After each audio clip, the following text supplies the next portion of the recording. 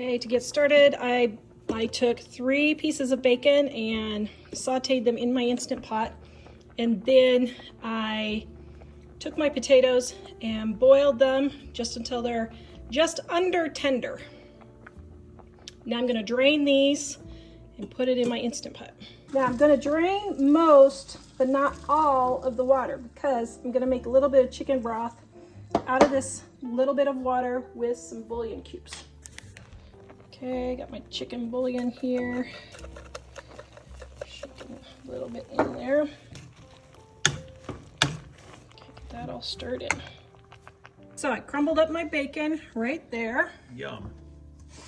And dissolved my bouillon in here. Now, because I don't want it to flop all out, you could normally dump it, but since I'm making such a huge batch, You need an assistant to help you dump. well, no, I just didn't want to.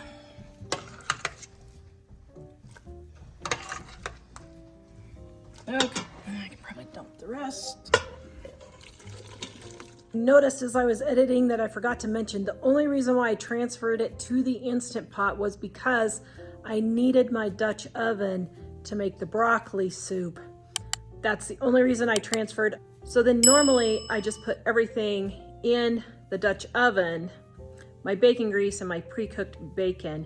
That way I'm not using so many pans. That's the only reason why I moved it into the Instant Pot, was just because I needed the pan.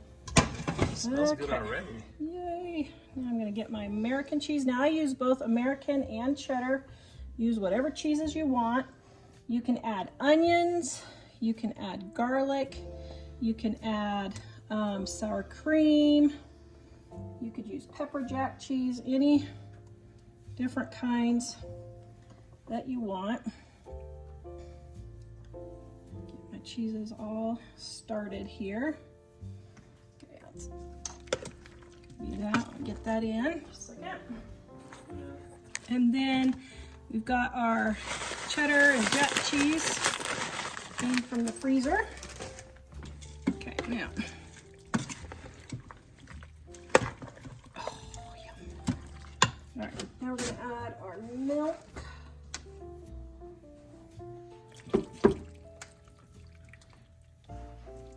And I leave the bacon grease in here. Now, if you don't have bacon, you can use bacon grease, okay? Or you can use both. Or you could use both. Now, I also add a little bit of corn starch, and this is cold water with cornstarch, and that will thicken up my soup so it's not quite so thin. It's more like a chowder instead of a soup then. You do not have to do this step if you don't want to. I just like to do it because I like a thick soup and not a thin soup. Do you like thick or thin, honey? I like thick honey. Wait, what are you saying about me? Okay, now see, there's no lumps. Isn't that beautiful? That is just beautiful. So then we're going to keep this on low. Do not let this boil. If it boils, you will curdle your milk, and you do not want to do that. So I'm gonna put it on. Do I put it on? Oh boy, I don't know how to work this jobber. Let's see. How do we, I guess soup. We'll try soup, I suppose. Okay, then we're gonna let this all melt, come together, and add my onion powder. Now you can add onions if you want. I don't know if I said add onions. And then also your salt. Good dose of salt. Now we'll come back, and after everything gets warmed up and melted, we'll taste it to see if we have enough salt and onion powder in there. This recipe is in our Dining on a Dime Cookbook Volume 1 on page 139, Cheap, Easy Recipes. Your family will love. You can get the link in the description below. It's on sale right now. Here's our finished soup. Now, nobody's taste testing it because we have people coming over, but Jack did do a taste test to make sure. And what did you say?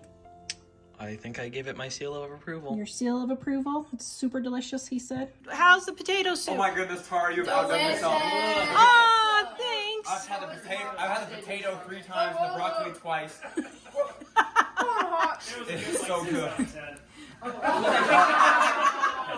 It's like a probably like a 10 out of 10 probably. 10 out of 10. Yay. At least he's honest.